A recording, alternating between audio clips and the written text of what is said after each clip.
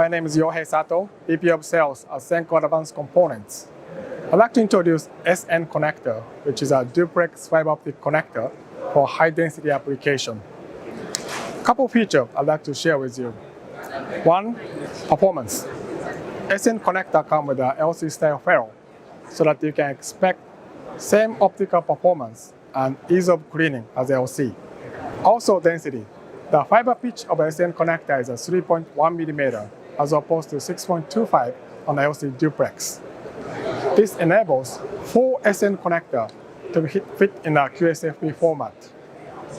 With that, you can break out of a transceiver, QSFP or OSFP, and connect the other transceiver without additional breaker assemblies or patch panel.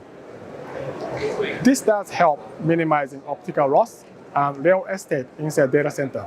Same benefit can be applied to the onboard optics application. You can double or triple density on the faceplate, having up to 384 fiber in one alloy rack.